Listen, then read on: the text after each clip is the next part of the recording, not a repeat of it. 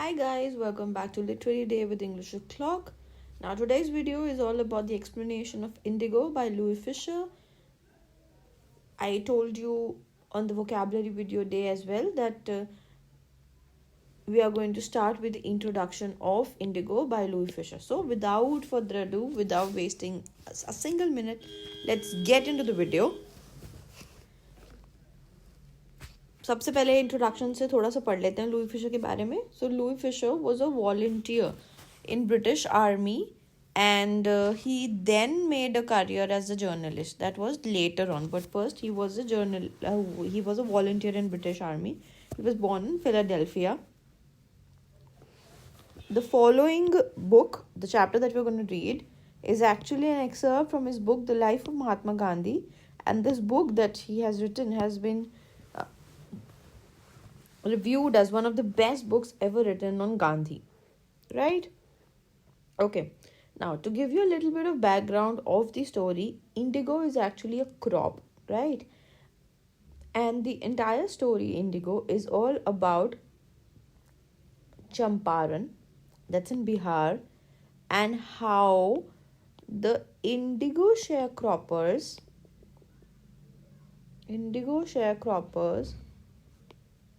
were exploited. That is the entire story of the chapter Indigo, and exploited, of course, by the Britishers. That's the story.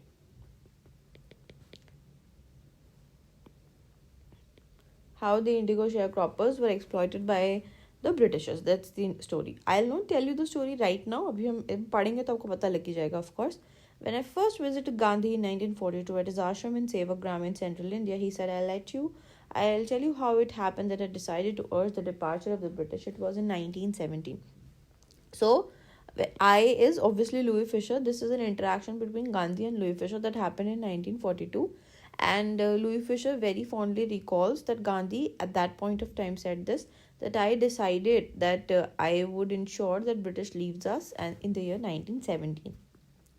He had gone to the December 1916 annual convention of the Indian National Congress in Lucknow. There were 2,301 delegates and many visitors. During the proceedings, Gandhi recounted, a peasant came up to me looking like any other peasant in India, poor and emaciated. Emaciated means thin. अगर आपने कल मेरी vocabulary video देखी है तो you might be knowing this word.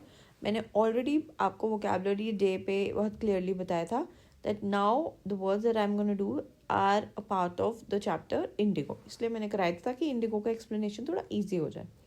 ठीक है. So herein, that man was Rajkumar Shukla, and he said, I am from Champaran and I want you to come to my district.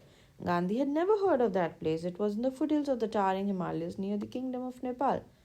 Under an ancient arrangements, the Champaran peasants were sharecroppers. Rajkumar Shukla was one of them. He was resolute but illiterate. He was illiterate but resolute. So resolute implies that he was determined. He was hardworking. He was sure. Now, how illiterate this man was? Illiterate, of course. He wasn't that educated, but he was determined to take Gandhi along.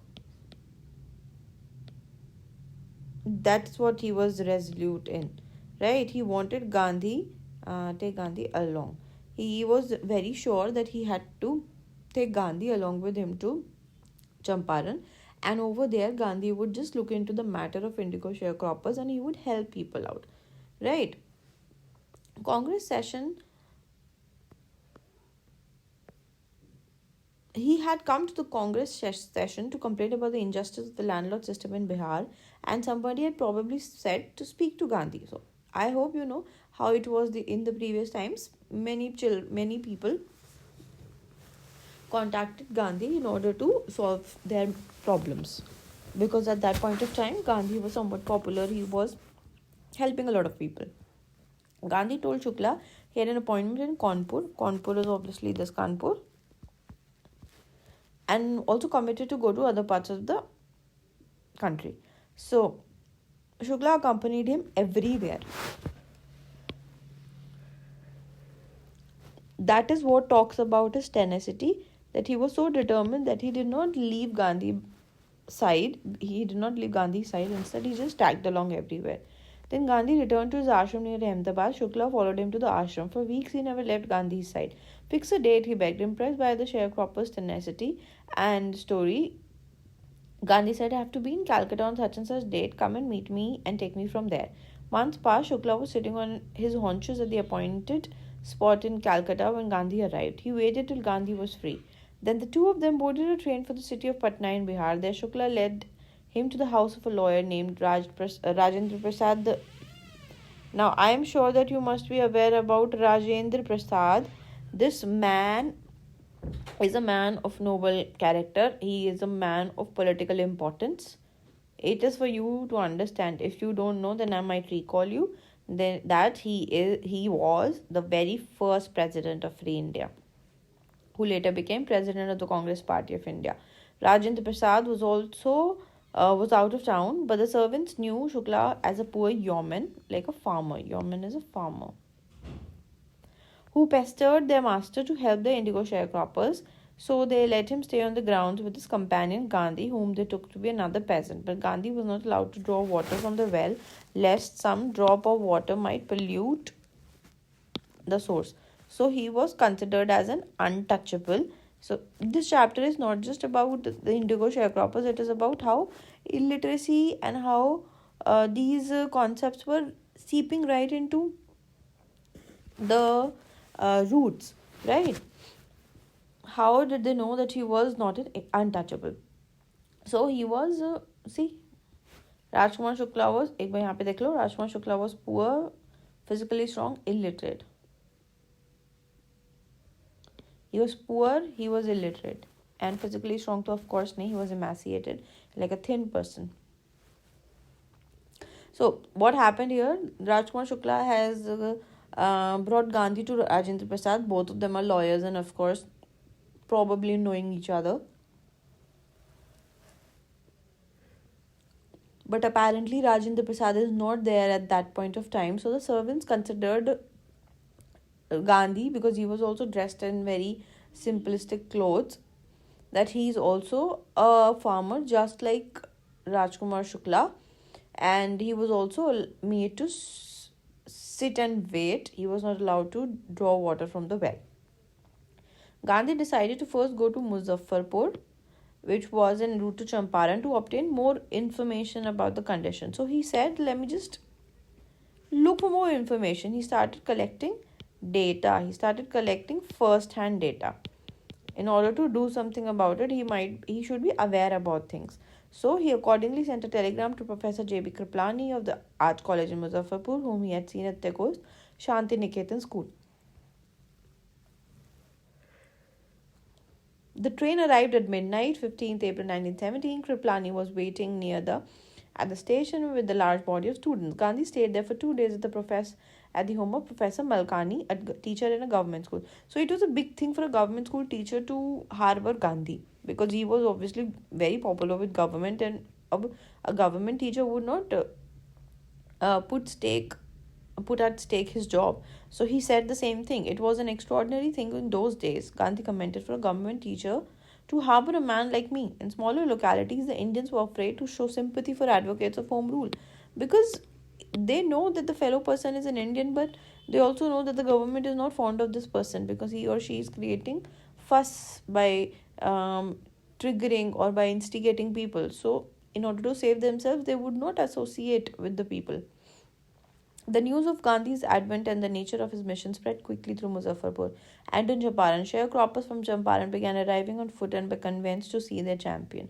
Muzaffarpur lawyers called on Gandhi to brief him. They frequently represented peasants in courts. They told about their cases and reported the size of the fee. Now, what is happening here? When he got to know about this, the lawyers just briefed Gandhi about the problem.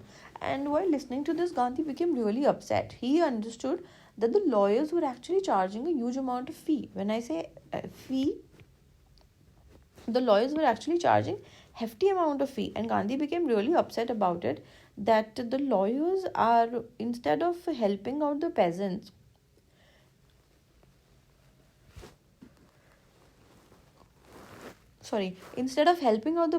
the lawyer actually charged a huge amount of fee, which was further increasing the bridge the gap, not it was not, they were not bridging the gap, rather they was increasing the gap, because already hum as individuals we are already very confused about law, order, rules, regulations, ये सब के बारे में. और अगर lawyers इतनी ज़्यादा fees ही charge करेंगे तो we would just be unaware about things और हम डिस्टेंड होते रहेंगे जस्टिस से. So Gandhi chided the lawyers for collecting big fee. Chided like scolded. So he was very upset that how were the lawyers charging big amount of fee. I have come to the conclusion that we should stop going to law courts. Taking such cases to the court does little good. Where the peasants are so crushed and fear-stricken, the courts are useless. The real relief for them is to be free from fear. So Gandhi came up to this conclusion that it is important for the peasants to actually be free from fear and not go to the courts, because courts में जाके कुछ हो नहीं रहा. It's like a never-ending process. The process is not ending. Every day the same thing. Now problem. अब हमारी problem statement क्या है विद इंडिगो शेयर क्रॉपर्स, वो यहाँ पे आएगी अब आपकी. Most of the arable land in Champaran district was divided into large estates owned by Englishmen and worked by Indian tenants. The chief commercial crop was indigo. The landlords compelled all tenants to plant 3/20th or 15% of their holdings with indigo and surrender the indigo harvest as rent. This was done by a long-term contract. ठीक है. Presently, the landlords learned that Germany had developed synthetic indigo. They thereupon obtained agreements from the sharecroppers to pay them compensation for being released for 15% agreement. The sharecropping arrangement was irksome to the peasants. Weird, irksome means weird, and many signed willingly. Those who resisted engaged lawyers, and landlords hired thugs. Thugs are goons, right? They just came up with people. If they would not agree to their situations or whatever they were telling them, they would just send goons. Now understand this, क्या हो रहा है, जो lands were owned by Britishers, but the workers were Indian, and the Britishers asked Indians to grow on the 15% of land indigo, है ना. And indigo was the prime crop there, and the entire harvest was submitted as a rent. Now the landlords have understood about synthetic indigo. Synthetic indigo has been created by Germany, and what they want is they want the entire जो भी agreement उनका हुआ है, they want कि 15% का जो भी है वो should be given by the sharecroppers as a release or a compensation amount to get released from this contract of growing indigo. अब आप देख रहे हो कि कैसे exploitation है.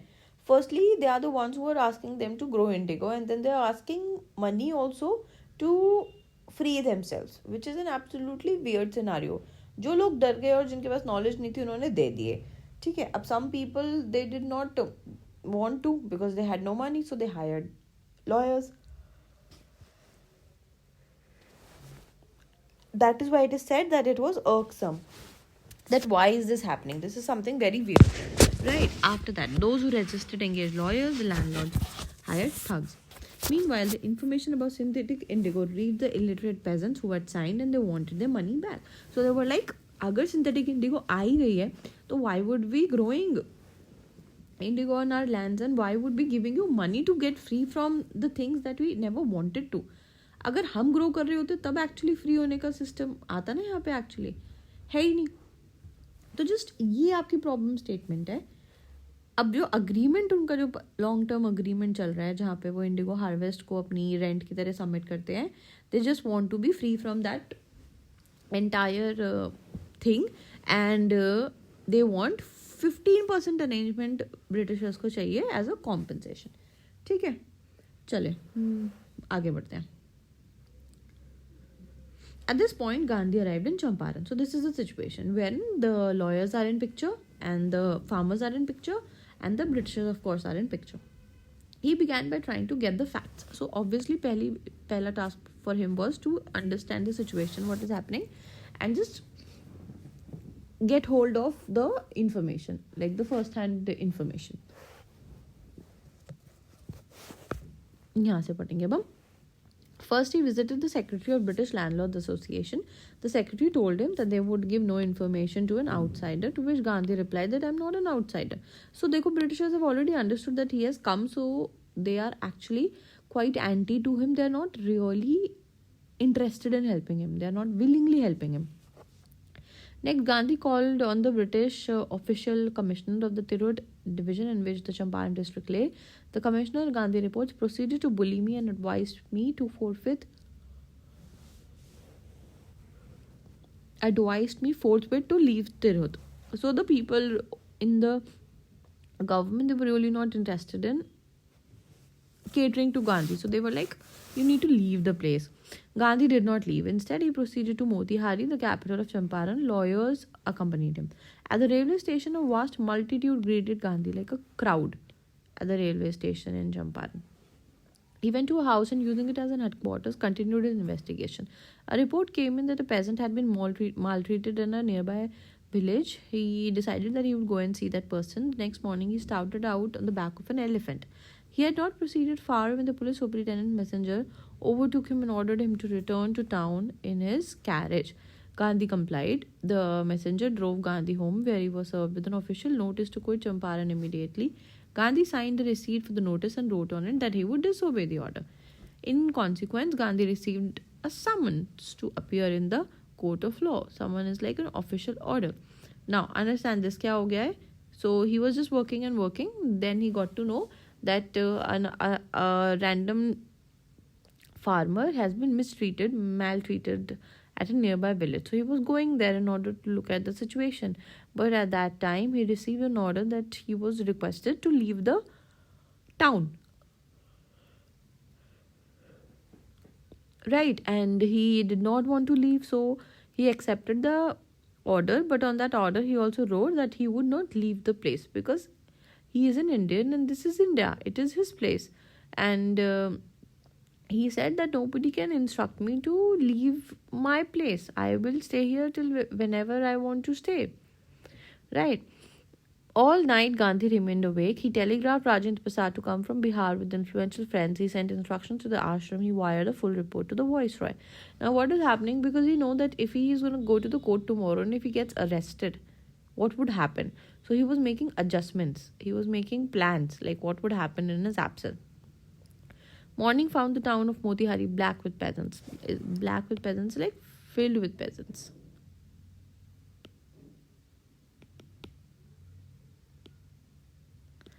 They did not know Gandhi's record in South Africa. They had merely heard that a Mahatma who wanted to help them was in trouble with the authorities. The spontaneous demonstration around the courthouse was the beginning of their liberation from the fear of the British.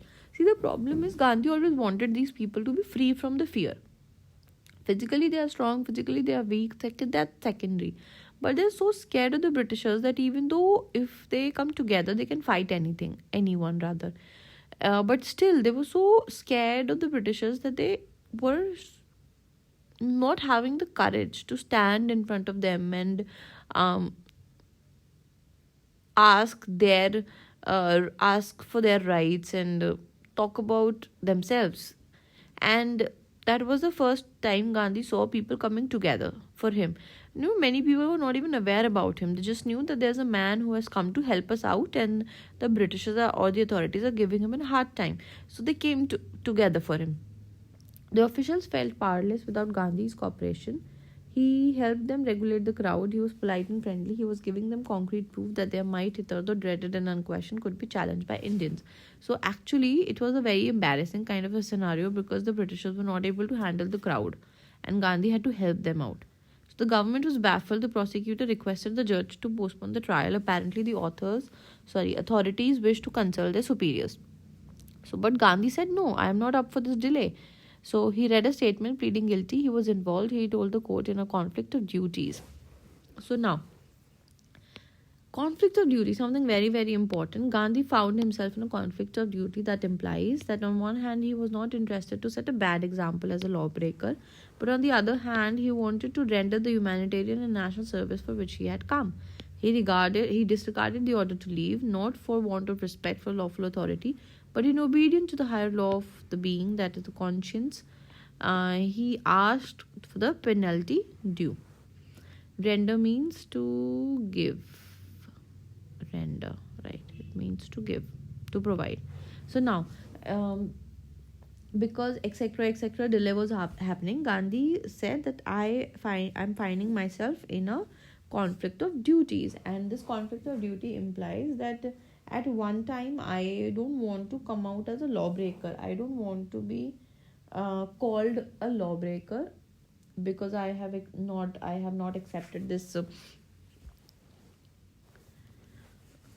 order. I have not accepted this order to leave. But he says that I am not wanting to leave that place because I have a duty here. As a human on a humanitarian ground, I have a duty. And if I would not fulfill that, how would I respond to my soul? How would I respond to my humanitarian aspect?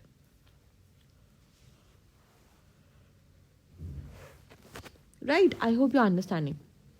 The magistrate announced that he would pronounce sentence after a 2 hours recess and asked Gandhi to furnish bail for 120 minutes. Gandhi refused for this also. So the judge refused him without bail, released him without bail. When the court reconvened, the judge said he would not deliver the judgment for several days. Meanwhile, he allowed Gandhi to remain at liberty.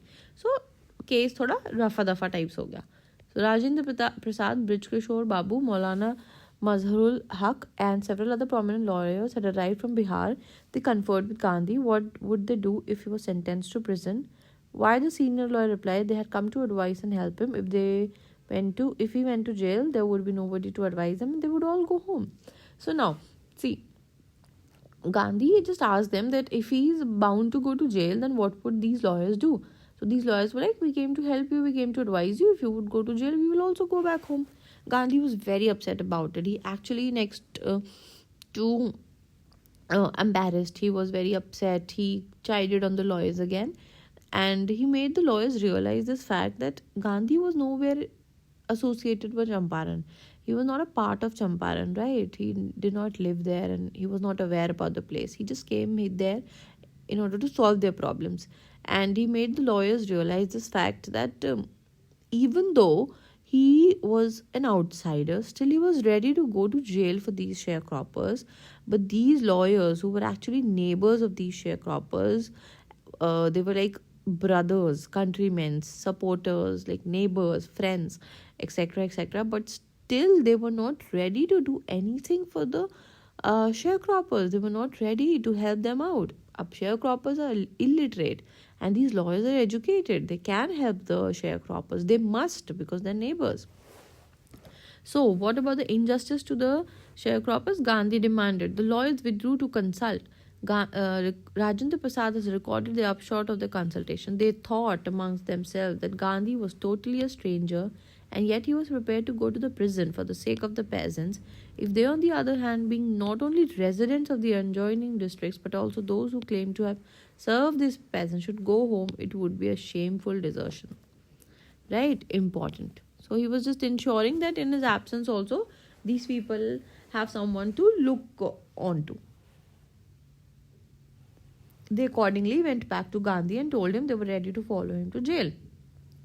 The Battle of Champaran is won, he exclaimed. So this is a very beautiful line, very beautiful topic. He says that now, since people have come together, the lawyers have understood this and the lawyers are ready to help. This is like a battle has already been won. It's not necessary that battle tabhi won hogi when Britishers would kneel.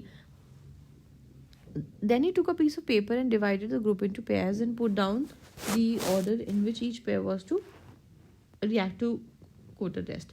Several days later, Gandhi received the written communication from the magistrate informing him that the lieutenant government of the province had ordered the case to be dropped. Civil disobedience had triumphed for the very first time in modern India.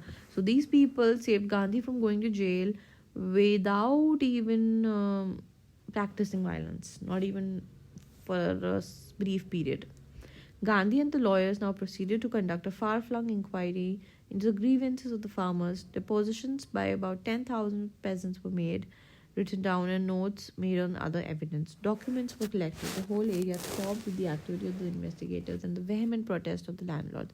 So, since Gandhi was free, he started carrying the inquiry in full measure, in full bloom. And the landlord, they were very upset about it, that somebody is obviously digging into their matter. So there were a lot of protests, but Gandhi did not pay any heed to that. In June, he was summoned to Sir Edward Gate, the lieutenant governor. Before he went, he met leading associates and again laid different plans for civil disobedience if he should not return. So every time he would go, he would just prepare for things that would happen in his absence. Gandhi had 4 protracted interviews with the lieutenant governor, who as a result appointed an official commission of inquiry into the sharecropping situation. Now, he had the privilege of meeting the governor, and upon discussion, क्या proceed हुआ, that there was an inquiry बैठ गई, a commission of inquiry sat. The commission consisted of landlords, government officials, and Gandhi as the sole representative of the peasants. Right, Gandhi remained in Champaran for an initial uninterrupted period of 7 months and then again for several shorter visits.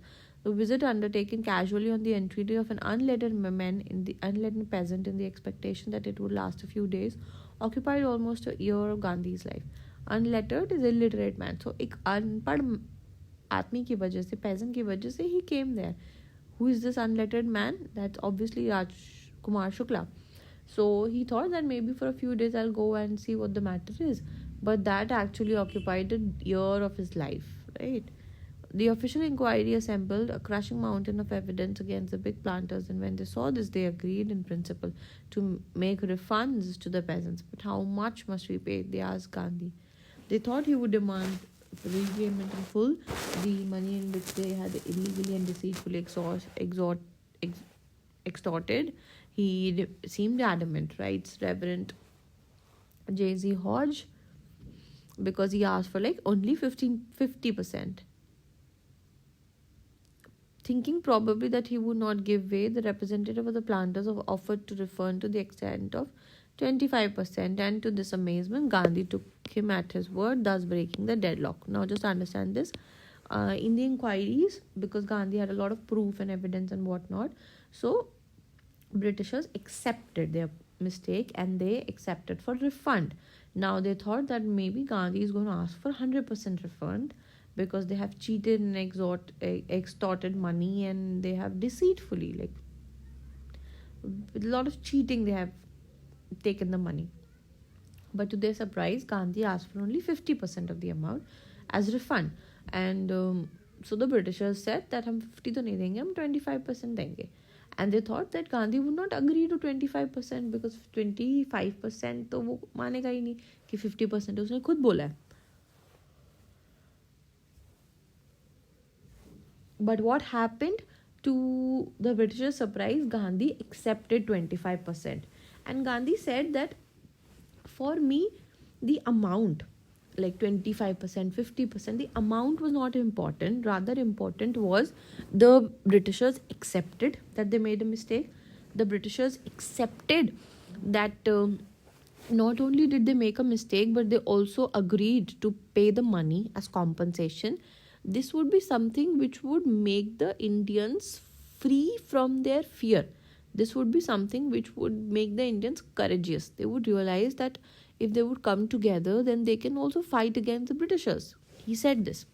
So this settlement was adopted unanimously by the commission. Unanimously is like together, like at a good stretch.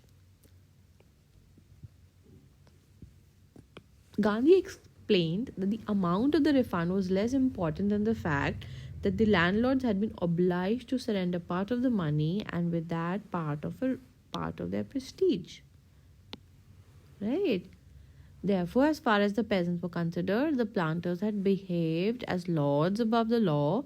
Now the peasant saw that he had rights and defenders, and he learned courage. कि कोई God नहीं है यहाँ पे. The Britishers are not God. These planters, they also have rights, and this boosted their courage, their morale. Events justified Gandhi's position. Within a few years, the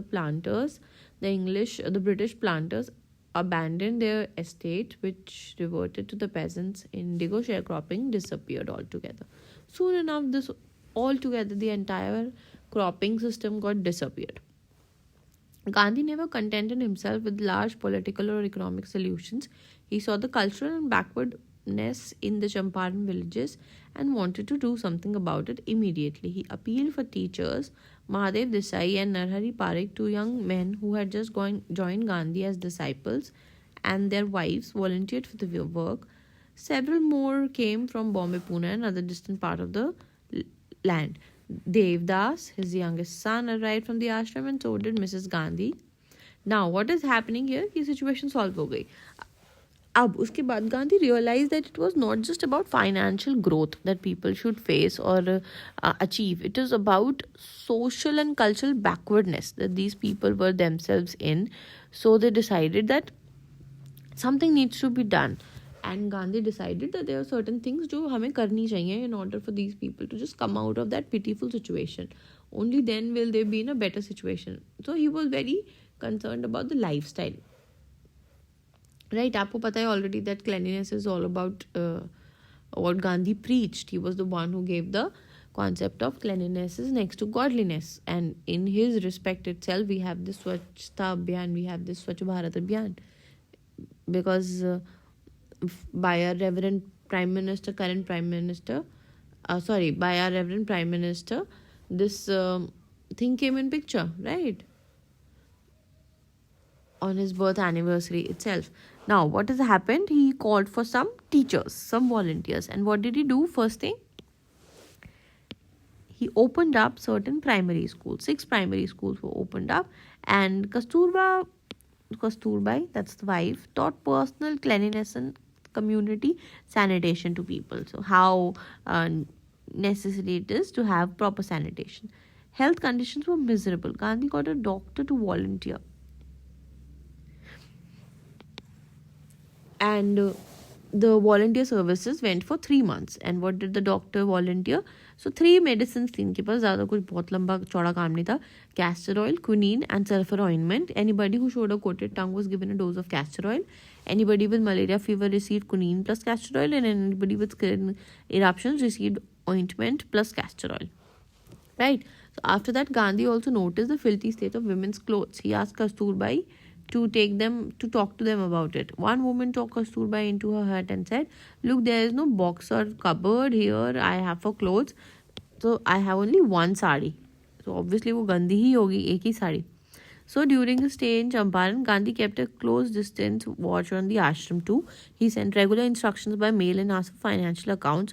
Once he wrote to the residents that it was time to fill in the old latrine trenches and dig new ones, otherwise the old ones would begin to smell. So you already know that he was the one who taught people about self-reliance. He was the one who taught people about independence. He was the one who fought for the untouchables by calling them Harijans. He was the one who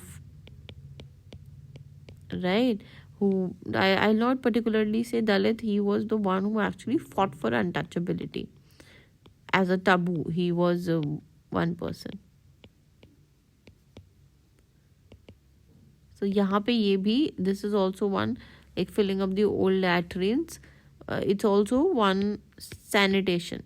They taught them about health, hygiene and sanitation, and they taught them about independence, that whatever is your work you should do yourself instead of hiring a help, because the person who is going to help you out with cleaning your washrooms, then you would not consider that person to be equal to you. You would demean that person. You will belittle that person. The Champaran episode was the turning point in Gandhi's life. What I did, he explained, was a rare, ordinary thing. I declared the British could not order me in my own country. That is what Gandhi did. That is what he said, that I am in my country and the British cannot order me in my country. But Champaran did not begin as an act of defiance. It grew out of an attempt to elevate the distress of large number of poor peasants. This was the typical Gandhi pattern. His politics were intertwined with the practical day-to-day problems of the millions.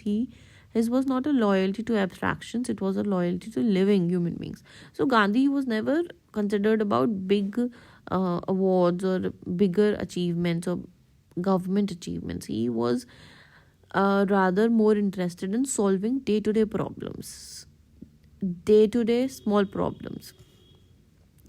In everything Gandhi did, moreover, he tried to mold a new free Indian who could stand on his own feet and make India free. So obviously he was just vouching for independence. He was vouching for independent Indians who would independently fight to make India free.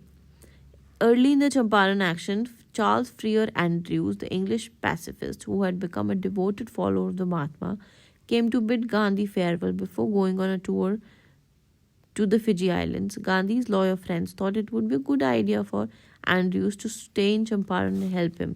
Andrews was willing if Gandhi agreed, but Gandhi did not. But Gandhi was vehemently opposed. You think that in this unequal fight it would be helpful if we have an Englishman on our side. This shows the weakness of your heart. So even the people said that, no, it's nice if the Englishman will be on our side. We'll have like somebody from their side. But Gandhi was like, no, this will show your weakness. It will nothing positive. It will be nothing to brag upon.